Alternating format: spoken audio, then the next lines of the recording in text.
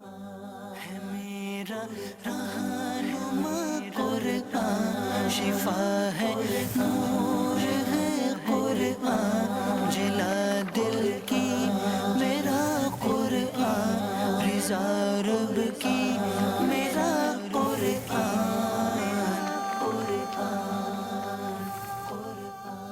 تجعلوا الله عرضة لأيمانكم أن تبروا وتتقوا وتصلحوا بين الناس والله سميع عليم۔ سورۃ البقرہ آیت نمبر 224۔ آج کی گفتگو بہت ہی اہم گفتگو ہے۔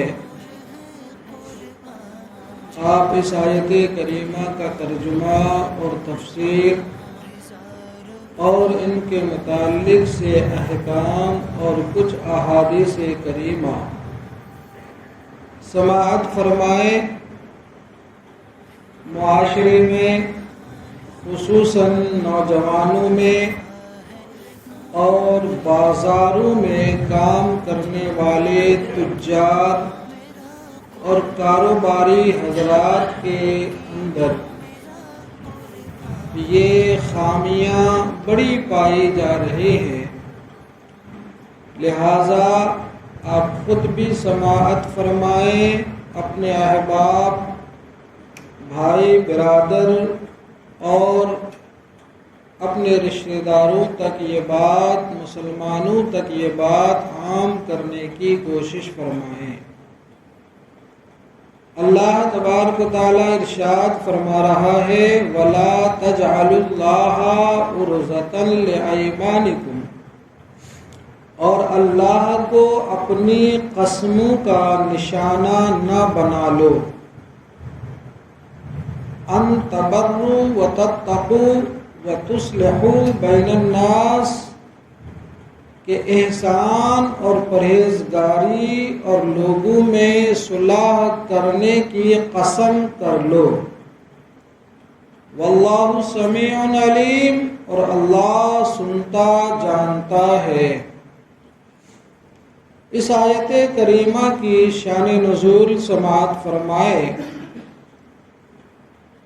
اس آیت کریمہ کی شان نزول یہ ہے کہ حضرت عبداللہ بن رواحہ نے اپنے بہنوی نعمان بن بشیر کے گھر جانے اور ان سے کلام کرنے اور ان کے دشمنوں کے ساتھ ان کی صلح کرانے سے قسم کھا لی تھی، یعنی انہوں نے قسم یہ کھائی تھی کہ نہ تو ان کے گھر جاؤں گا، نہ ان سے بات چیت کروں گا، اور نہ ہی اگر ان کی کسی سے کوئی دشمنی اور اختلاف ہو جاتا ہے تو ان کے درمیان پڑھ کر ان کی صلح کرانے کی بھی کوئی کوشش نہیں کروں گا۔ یہ قسم کھا لی انہوں نے۔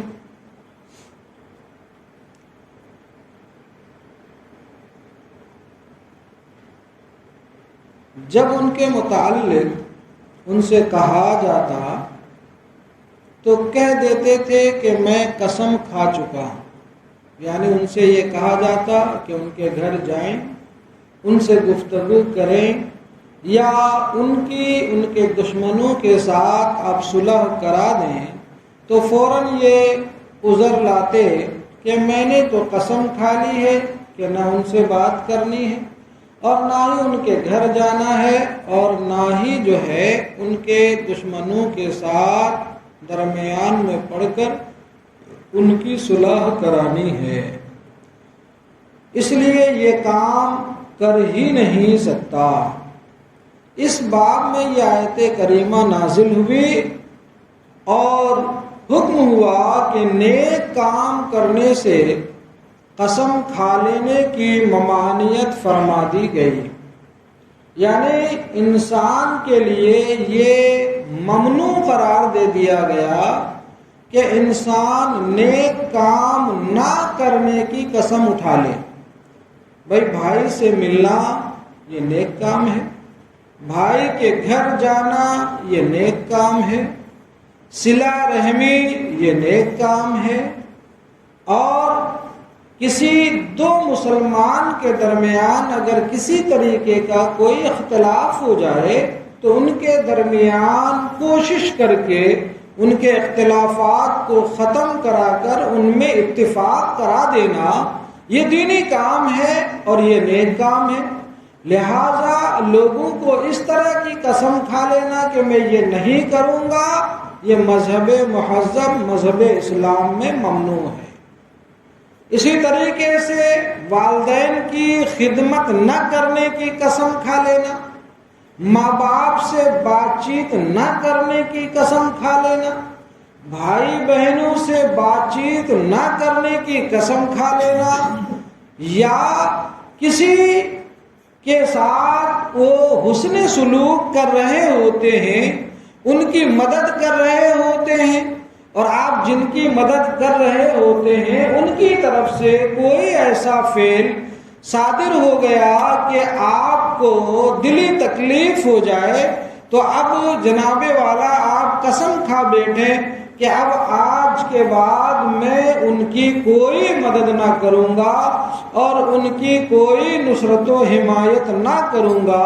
اس طریقے کی قسم کھانا مذہب اسلام میں ممنوع اور شریعت مطہرہ میں ممنوع قرار دے دیا گیا.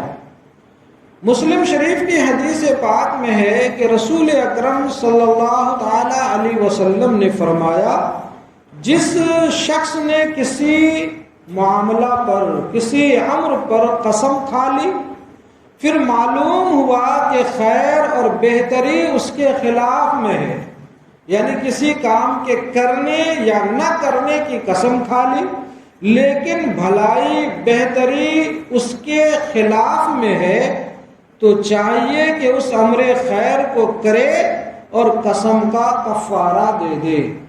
مثلاً کوئی شخص یہ قسم کھا لے اپنے بھائی یا اپنے قریبی رشتہ دار یا اپنے والدین کے ساتھ کسی معاملے میں گفت و شنید ہو جانے کے بعد یہ قسم کھا بیٹھے کہ میں ان سے نہیں ملوں گا یا ان کے گھر نہیں جاؤں گا، تو یہ قسم شرعاً ممنوع ہے.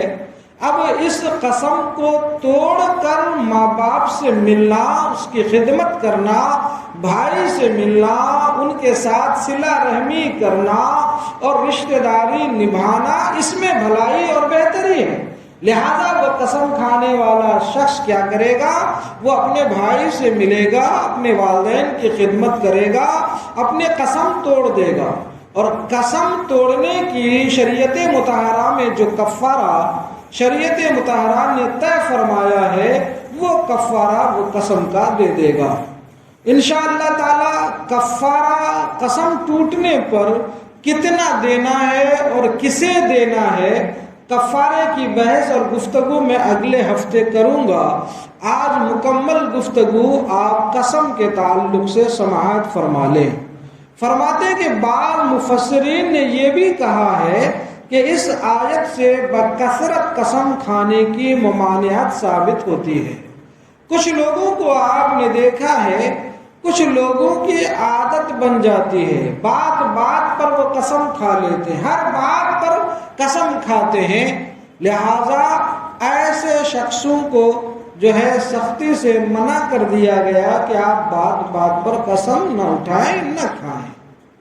اب ذرا شریعت مطہرہ کے کچھ مسائل آپ دیکھیں. قسم یہ 3 طرح کی ہوتی ہے. اطمینان سے سنیے گا اور یاد رکھنے کی کوشش کیجیے گا. قسم 3 طرح کی ہوتی ہے.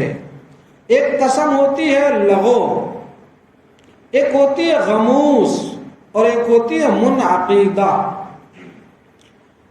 قسم لغو کیا ہے؟ قسم لغو یہ ہے کہ کسی گزرے ہوئے امر پر اپنے خیال میں صحیح جان کر قسم کھائے اور در حقیقت وہ اس کے خلاف ہو تو یہ معاف ہے اور اس پر کوئی کفارہ نہیں۔ مثال کے طور پر آپ کے سمجھنے کے لیے کہ آپ کے علم میں یہ بات ہے کہ زید بکر کے گھر میں موجود ہے۔ اب کسی پوچھنے والے نے آپ سے پوچھا کہ کیا زید بکر کے گھر میں موجود ہے، اور آپ کے علم میں ہے اور تھا کہ زید بکر کے گھر میں موجود ہے۔ آپ نے کہا کہ ہاں زید بکر کے گھر موجود ہے، اور قسم کھانے کی ضرورت پڑی تو آپ نے قسم کھا لی۔ اب چونکہ زید بکر کے گھر میں تھا اور آپ کو علم بھی تھا اور آپ اسے سچ جان کر قسم کھا گئے، لیکن یہ ہے کہ زید بکر کے گھر میں اس وقت موجود نہ تھا، تو ایسی قسم پر انسان کو کوئی کفارہ اور کوئی گناہ نہیں ہوتا۔ اور ایک قسم ہے غموس۔ قسم غموس کیا ہے؟ قسم غموس یہ ہے کہ کسی گزرے ہوئے امر پر دانستہ یعنی جان بوجھ کر جھوٹی قسم کھانا، اس میں گنہگار ضرور ہوگا۔ مثال کے طور پر گھر میں ایک فرد موجود ہے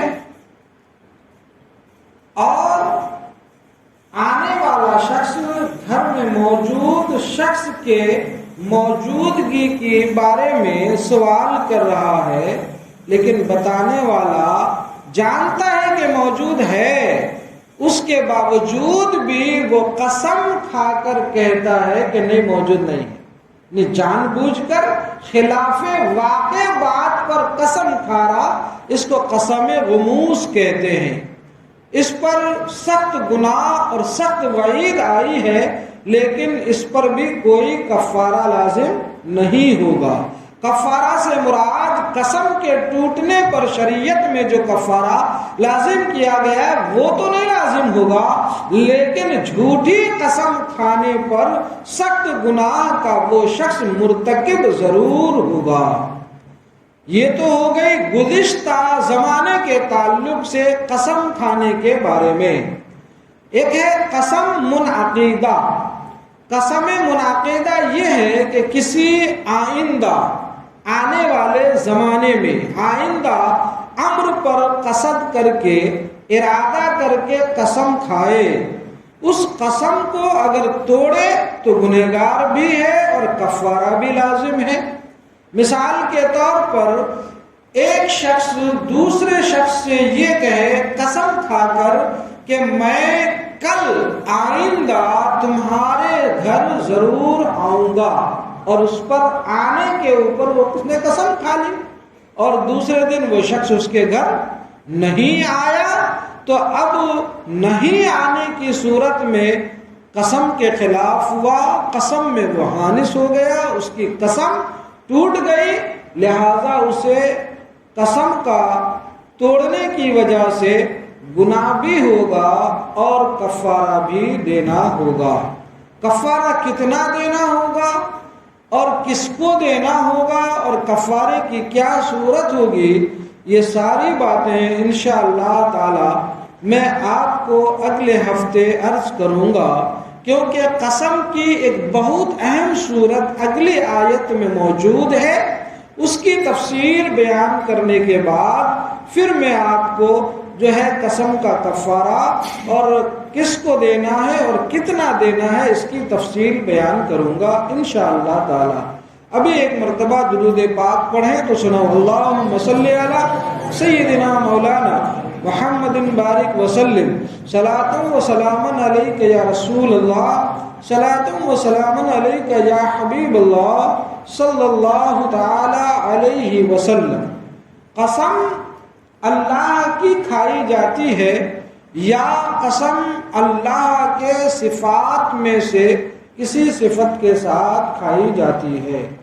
غیر اللہ کی اگر کوئی قسم کھا لے تو شرعاً وہ قسم نہیں ہوتی ہے۔ ہاں البتہ ہمارے یہاں ہندوستان میں قرآن کے قسم کھانے کا رواج اور عرف ہے، لہذا یہاں اگر کوئی قسم قرآن کی قسم اٹھا لے تو بھی یہ قسم منعقد ہو جائے گی، اس کو مفسر اعظم حضرت علامہ مفتی یار خان علیہ الرحمہ نے تفسیر نعیمی میں بیان فرمایا ہے۔ لیکن غیر خدا کی قسم کھانا، تو غیر خدا کی قسم یہ شرعاً قسم نہیں ہوا کرتی، لیکن یہ عادت بھی اچھی نہیں ہے کہ اس سے معاشرے کے اندر اس انسان کا ویلو اور اس کا وزن اور اس کا وقار مجروح ہو جاتا ہے، اس کا ویلو خراب ہو جاتا ہے، جو بات بات پر معاشرے کے عرف کے مطابق چاہے جیسی بھی قسم کھائے۔ غیر خدا کی قسم قسم نہیں۔ مثال کے طور پر کچھ باتیں میں عرض کر دوں، لوگ کہتے ہیں تمہاری قسم، یہ کوئی شرعاً قسم نہیں ہے۔ اپنی قسم، اپنی جان کی قسم، تمہاری جان کی قسم، اپنی جان کی قسم، تمہارے سر کی قسم، اپنے سر کی قسم، آنکھوں کی قسم، جوانی کی قسم، ماں باپ کی قسم، اولاد کی قسم، مذہب کی قسم، دین کی قسم، علم کی قسم، کھانے کی قسم، کعبے کی قسم، عرش الہی کی قسم، رسول اللہ کی قسم، اس طریقے کی جو لوگ قسم کھاتے ہیں، شرعاً یہ قسم نہیں ہوتی، اور اس کے خلاف واقع ہونے سے کوئی شرعی طور پر کفارہ لازم نہیں ہوگا۔ لیکن اس کا مطلب یہ نہیں ہے کہ بندہ اس طریقے کی قسم کھاتے رہے۔ یہ قسمیں کھانا بھی شرعاً اچھا نہیں اور مناسب نہیں ہے، لہذا انسان کو ان باتوں سے بھی اپنے آپ کو بچانا چاہیے۔ اسی طریقے سے ایک قسم، ہاں البتہ اگر کسی حلال چیز کو اپنے اوپر حرام کر لیتا ہے تو پھر وہ قسم وہ واقع ہو جائے گی، اور اس کے ٹوٹنے پر کفارہ بھی دینا ہوگا اور گناہ بھی لازم ہوگا۔ لہذا یہ جو ہمارے معاشرے میں عام طور پہ قسمیں کھائی جاتی ہے، یہ شرعاً قسم نہیں ہوتی۔ اسی طرح دوسرے لوگ دوسرے کو قسم دے دیتے ہیں، دوسروں کے قسم دینے سے بھی کوئی قسم شرعاً قسم واقع نہیں ہوتی ہے۔ لوگ کہتے ہیں کہ حضرت فلاں نے مجھے قسم دے کر کہا کہ تم نے یہ کرنا ہے، تو اب میں کیا کروں؟ کسی اور کے آپ کو قسم دینے کی وجہ سے آپ پر کوئی قسم واقع یا لاگو نہیں ہوتی۔ لیکن اس کے باوجود قسم جو لوگ جھوٹی قسمیں جان بوجھ کر کھاتے ہیں یا جھوٹی قسمیں کھا کر اپنے کاروبار کی چیزیں بیچتے ہیں اور جو ہے بار بار قسمیں کھاتے ہیں، اس کی بے پناہ شریعت مطہرہ میں ممانعت آئی ہے، اس کی وعید آئی ہے۔ چند چیزیں آپ سنیں تو آپ کو اندازہ ہو، خصوصاً ہماری نوجوان نسلوں میں یہ بات کافی طور پر چلی ہوئی ہے کہ وہ ہر بات میں جو ہے قسمیں کھاتے ہیں۔ اسی طرح بازاروں سے تعلق رکھنے والے افراد میں بھی یہ بات پائی جاتی ہے کہ وہ اپنا سامان بیچنے کی خاطر جھوٹی قسمیں کھا رہے ہوتے ہیں اور جھوٹی قسم کھا کر اپنا سامان بیچ رہے ہوتے ہیں۔ انہیں ان ممانعت اور وعید پر مشتمل ان احادیث اور ان باتوں کو سماعت کرنے کی ضرورت ہے اور اپنی ان بری حرکتوں اور عادتوں سے باز رہنے کی ضرورت ہے۔ کسی کا حق مارنے کے لیے جھوٹی قسم کھانے والا یقیناً جہنمی ہے، اور یقین جانیے جھوٹی قسم کسی کا حق مارنے کے لیے ہی لوگ کھاتے ہیں۔ رسول کریم رؤوف رحیم صلی اللہ تعالی علیہ وسلم کا فرمان عالی شان ہے، جو قسم کھا کر کسی مسلمان کا حق مار لے، اللہ تبارک و تعالی کے لیے جہنم واجب، اللہ تعالیٰ اس کے لیے جہنم واجب کر دیتا ہے۔ جو شخص جھوٹی قسم کھا کر دوسرے کا حق مارتا ہے، اللہ تبارک و تعالیٰ ایسے شخص کے لیے جہنم کو واجب کر دیتا ہے، اللہ اکبر، اور اس پر جنت حرام فرما دیتا ہے، اللہ اکبر۔ عرض کی گئی یا رسول اللہ صلی اللہ تعالی علیہ وآلہ وسلم، اگرچہ وہ تھوڑی سی ہی چیز کیوں نہ ہو. ارشاد فرمایا اگرچہ پیلو کی شاخ ہو، پیلو کی شاخ جس سے مسواک کرتے ہیں، اگر اس مسواک کو بھی کسی کے حق مارنے کے لیے، ناحق حاصل کرنے کے لیے جھوٹی قسم کھاتا ہے، تو ایسی جھوٹی قسم کھانے والے کے بارے میں ہمارے اور آپ کے پیارے آقا صلی اللہ تعالی علیہ وسلم نے ارشاد فرمایا کہ اللہ اس پر جہنم واجب فرما دیتا ہے اور اس کے لیے جنت کو حرام کر دیتا ہے. اللہ اکبر، کتنی بڑی وعید ہے. اور آگے سنیے، فرماتے ہیں جو شخص جھوٹی قسم کھاتا ہے، اللہ تبارک و تعالیٰ کی بارگاہ میں حشر کے دن جب وہ بندہ حاضر ہوگا تو اس کے ہاتھ اور پاؤں کٹے ہوئے ہوں گے. یہ حدیثیں آپ بہت خوب انداز سے یاد فرمائیں اور اسے نشر اور اس کی اشاعت کی کوشش کریں. آج لوگوں نے معمول بنا لیا ہے جھوٹی قسمیں کھانے کا، اور جو ہے جھوٹی قسمیں کھاتے ہیں اور اس سے نہ ان کا دل ڈرتا ہے نہ گھبراتے ہیں.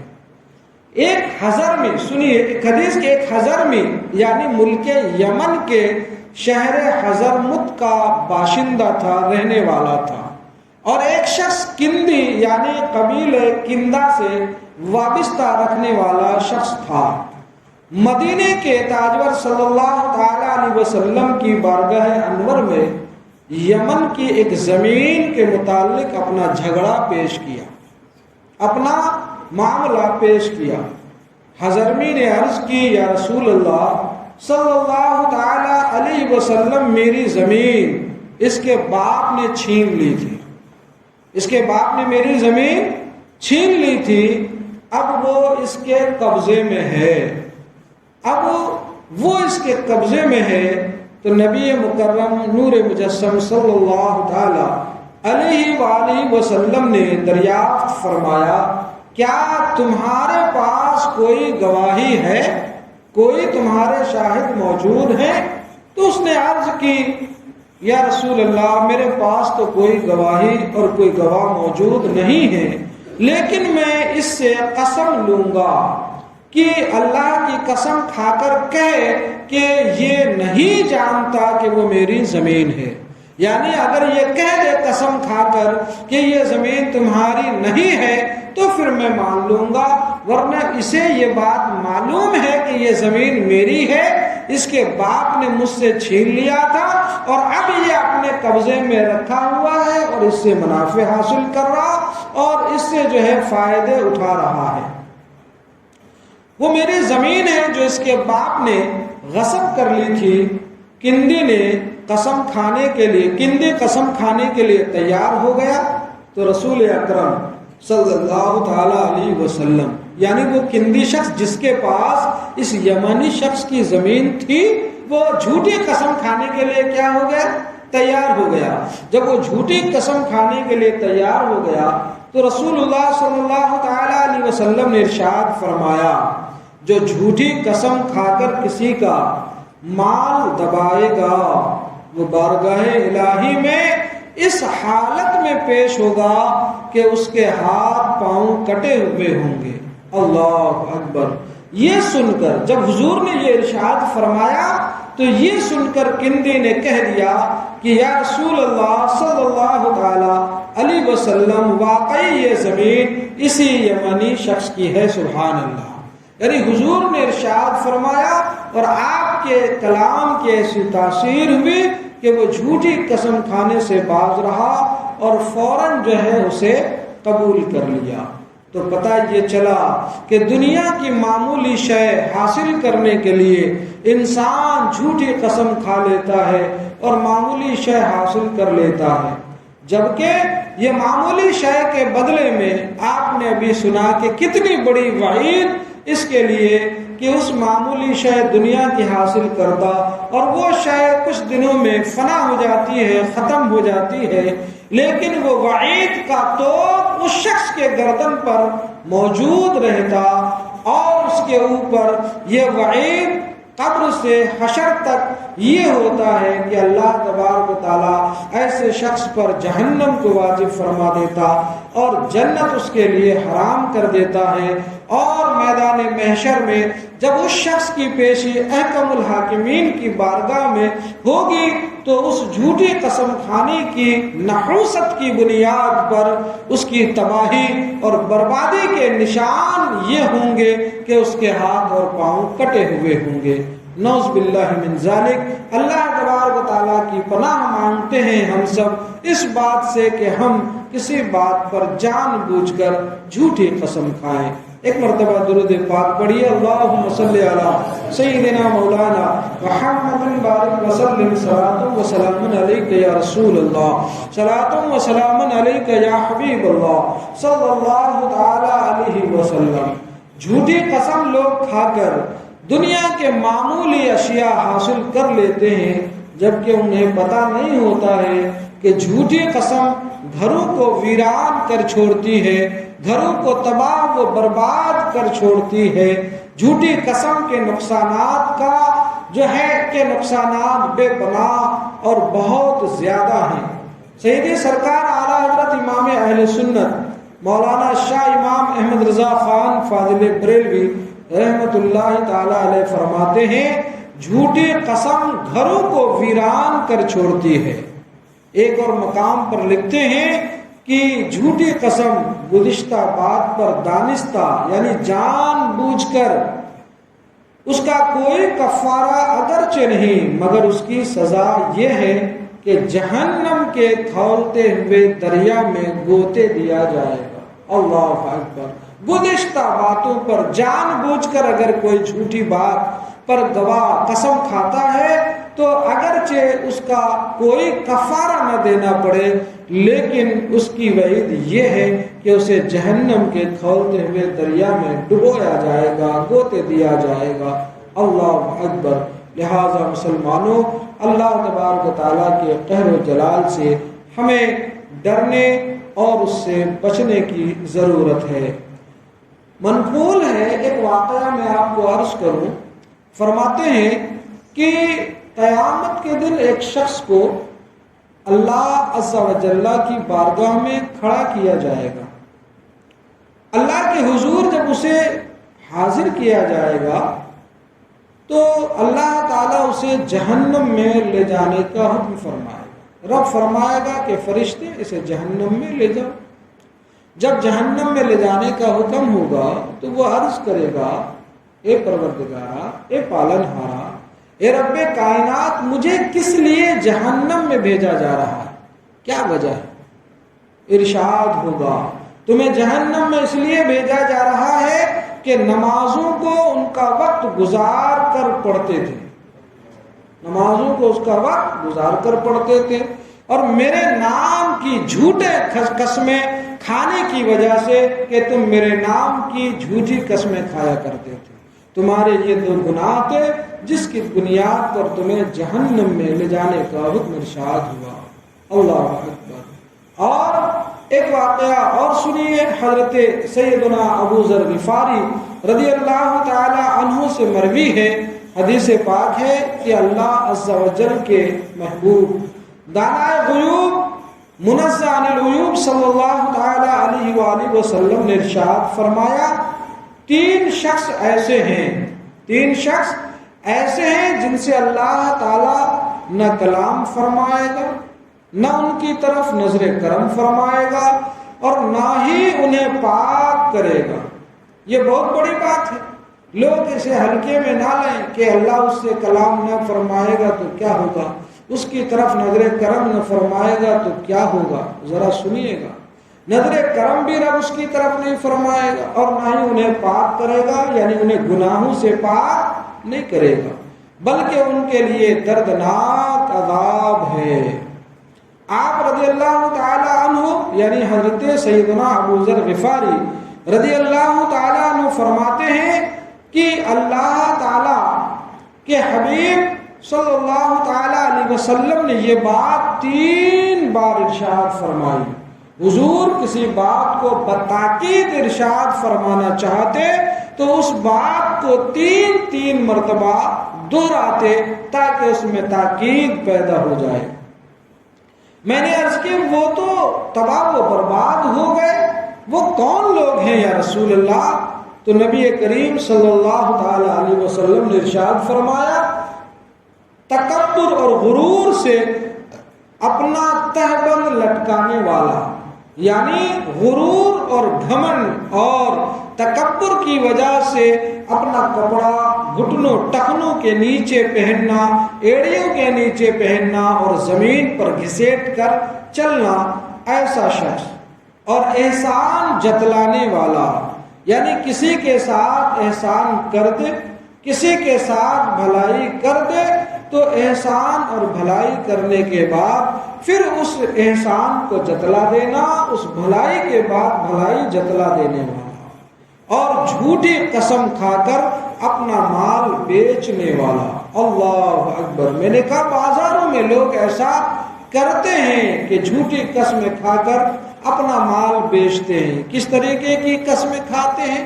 कसमें खाकर बताते हैं, शय अगर 50 में खरीदे होते हैं तो कसम खाकर कहते हैं हमने इसे 100 में खरीदा, आपको 100 में देते हैं और हमारा इसमें कोई फायदा और मुनाफा नहीं रखा, बस आपके लिए है।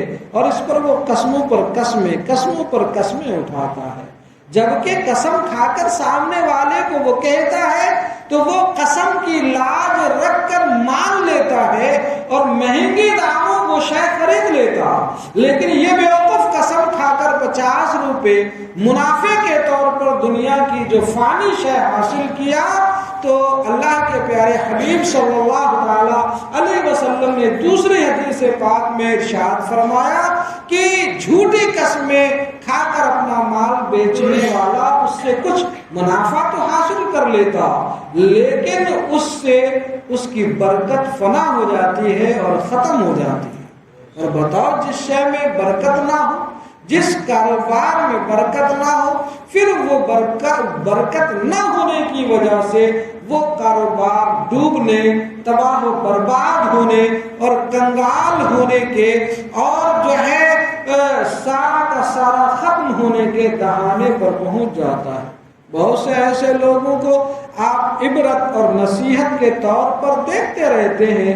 आपने अपने माथे की आंखों से बहुत से ऐसे लोगों को देखा होगा, एक दौर हो रहा होता है कि उनका कारोबार उरूज पर होता है, कारोबार खूब चल रहा होता है, दुकानें खूब चल रही होती है, उनके दुकानों की दहलीज पर ग्राहक आते हैं तो वो उनके कारोबार के उरूज पर होने की वजह से उस दुकानदार या उस ताजिर का आलम ये होता है कि वो ज्यादा माल और थोड़े माल खरीदने वाले ग्राहकों में बड़ा घटिया इम्तियाज करने लगता है, उनके साथ बोलने के तरीके तक बदल देता है। मिसाल के तौर पर एक शख्स को 1000 का माल खरीदना है, दुकान पर आया, उसने अपना जो है मुद्दा पेश किया, दुकान वाले को पता चल गया ये 1000 का माल खरीदेगा। उसके बाद आने वाला शख्स अगर 10,000 का खरीदना चाहता है और उसके सामने उसने अपना मुद्दा पेश किया और पता चल गया कि ये 10,000 का खरीदना चाहता है, तो पहले आने वाले ग्राहक को बड़ी हकारत से वो साइड में खड़ा कर देते, अभी आप रुके तो सही, आपको कितने का माल लेना है, मैंने पहले इन्हें बेचने तो दीजिए, इन्हें देने तो दीजिए, क्या आपने धूम मचा रखी है, क्या जल्दी मचा रखी है। कभी कभार वो कभी खातिर होकर, वो आने वाला ग्राहक जो है खस्ता दिल होकर, जख्मी दिल होकर वहां से कभी कभार चला भी जाता है। उस कारोबार को, उस ताजिर को, उस दुकानदार को इसकी कोई परवाह नहीं होती।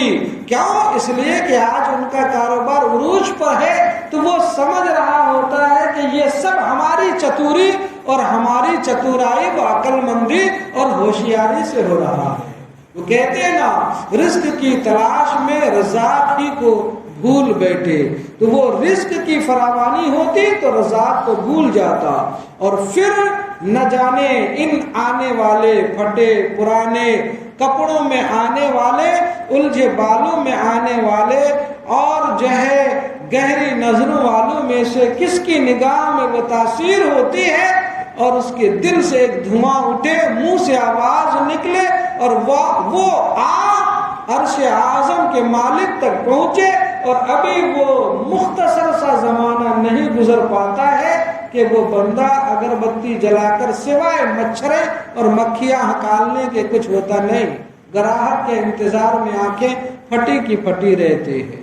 آپ نے دیکھا ہوگا ایسے لوگوں کو بھی جو لاکھوں اور خطیر رقم کا ٹرنول ایک دن میں، مہینوں میں کر رہے ہوتے ہیں، اور پھر اسی بندے کو آپ نے دیکھا ہوگا کہ مسجد میں کھڑے ہو کر وہ یہ اعلان کر رہے ہوتے ہیں کہ ہمارے کاروبار جو ہے خراب ہو گئے، ڈوب گئے، اور آج میں دست نگر ہو چکا ہوں، اور دست سوال دراز کرنے پر کیا ہو گیا ہوں، مجبور ہو گیا ہوں اور محتاج ہو گیا ہوں، اور لوگوں سے پائی پائی کے پیسے مانگتے پھر رہے۔ اللہ تبارک و تعالیٰ اگر دولت دے، نعمتیں دے، تو اس کی قدر بھی کرنی چاہیے، اور جس ذرائع کے ذریعے رب نعمتیں عطا فرما رہا ہے اس ذرائع کو بھی حقیر نگاہ سے دیکھنا نہیں چاہیے۔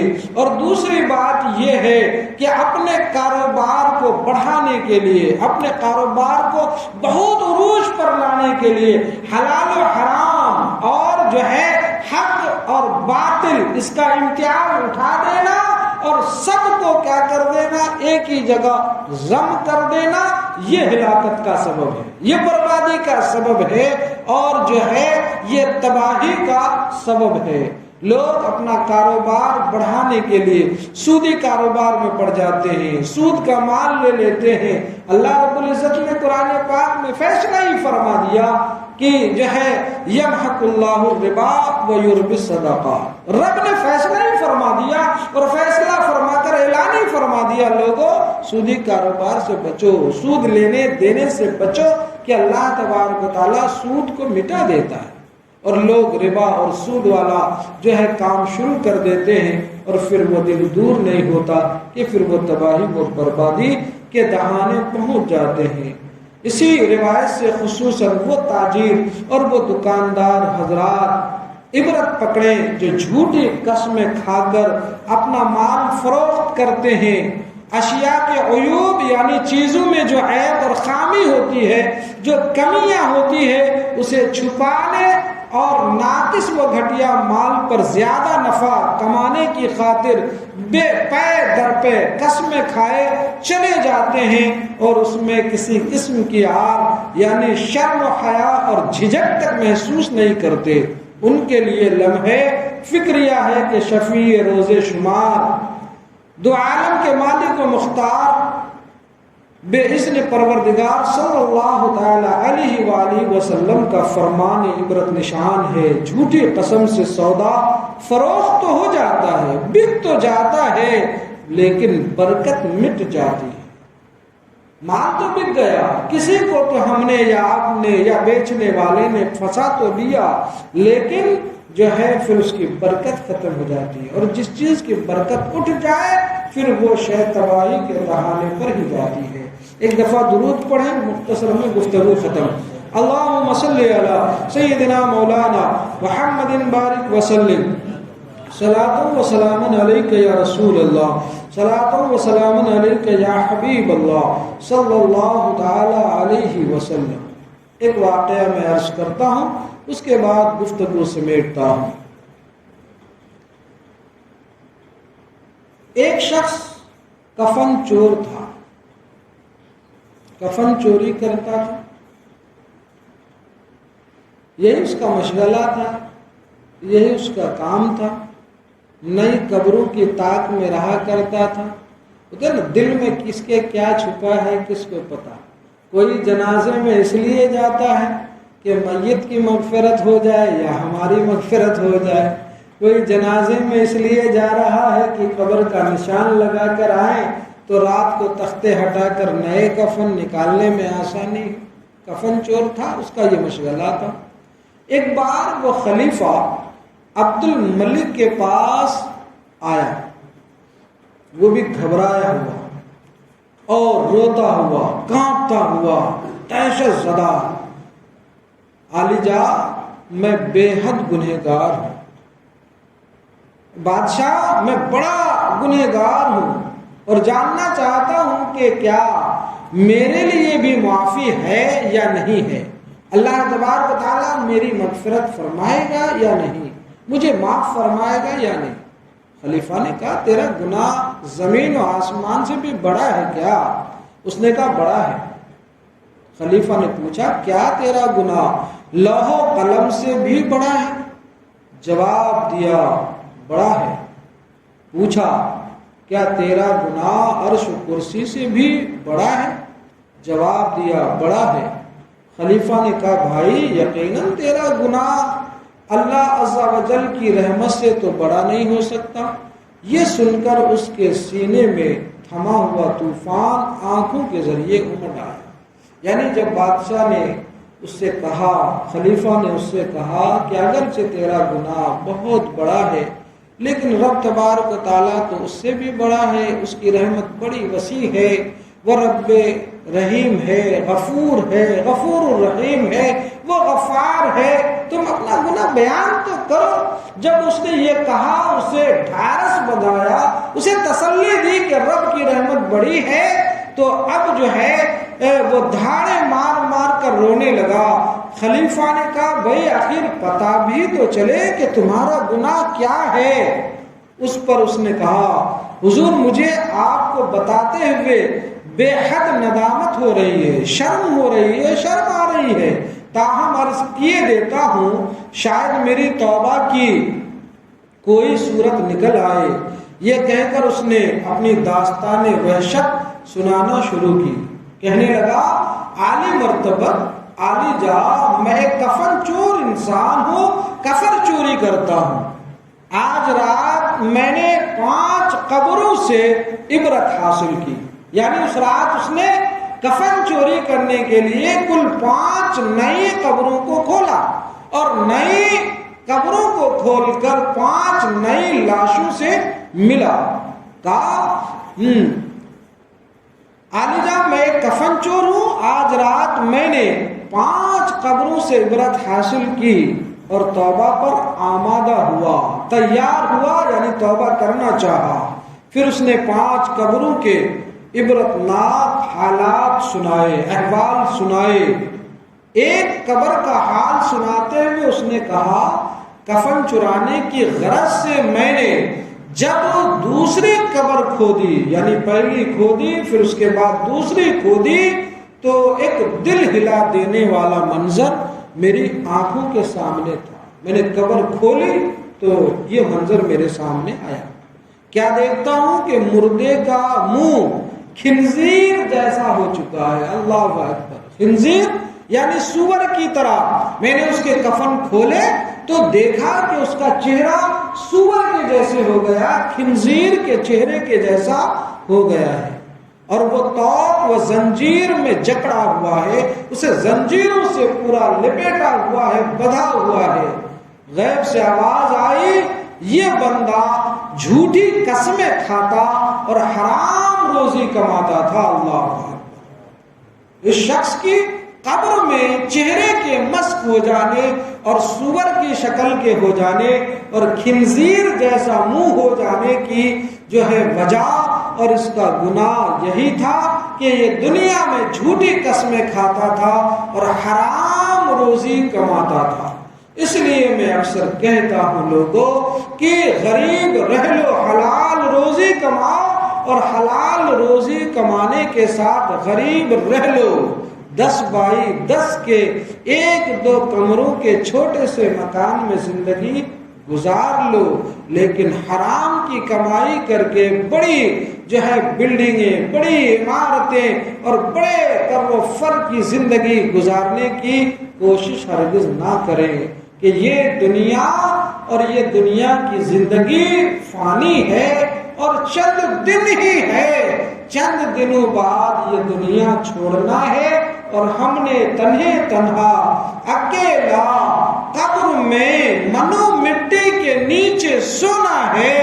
اور اس منظر کو بھی یاد رکھیں کہ جب ہمارے احباب اور رشتہ دار ہمیں جنازے سے اتار کر قبرستان میں ہماری قبر میں، جس سے شہر خاموشہ کہا جاتا ہے، ہمارے میں منو مٹی کے نیچے دبا کر واپس ہو جائیں گے اور وہ نیلی آنکھوں والے، ڈراؤنی شکلوں والے، لمبے لمبے ناخنوں والے، کڑکدار آواز والے، ہاتھوں میں بڑے ہتھوڑے اور بڑے کوڑے لیے ہوئے آنے والے، جسے نکیر اور منکر کہا جاتا ہے، جب ہمیں ہماری قبر سے اٹھا کر بٹھائیں گے اور بڑی کڑی آواز میں ڈانٹتے ہوئے کہیں گے من ربکا ما دینکا ما کنتا تقل فی شان حاضر رجل، تب ہمارا حال کیا ہوگا؟ نہ وہاں بیوی ہوگی، نہ بچے ہوں گے، نہ ہمارے ماں باپ ہوں گے، نہ بھائی برادر اور بہنیں ہوں گی، نہ ہماری زیر کفالت ہماری کمائے ہوئے پیسوں سے داد عیش دینے والے افراد اور دن رات عیش و عشرت کی زندگی گزارنے والے افراد، یہ ہمیں منو مٹی نیچے قبر میں دفنا کر واپس آ جائیں گے، اور وہاں سارے سوالات اور ساری کٹھنائی، ساری پریشانی، ساری دقتوں اور ساری سختیوں کا سامنا ہم نے اکیلے کرنا ہے، لہذا حرام مال کمانے سے پہلے لوگوں اس پر ذرا ٹھنڈے دل سے ضرور غور کر لیں، فکر کر لیں، اور اپنی آنے والی قبر کی زندگی کے بارے میں بھی ضرور سوچ لیں۔ اللہ تبارک و تعالیٰ کی بارگاہ میں دعا ہے کہ مولا تبارک و تعالیٰ اپنے حبیب پاک صلی اللہ تعالیٰ علیہ وسلم کے صدق و طفیل ہم تمام لوگوں کو رزق حلال کھانے کمانے کی توفیق عطا فرمائے،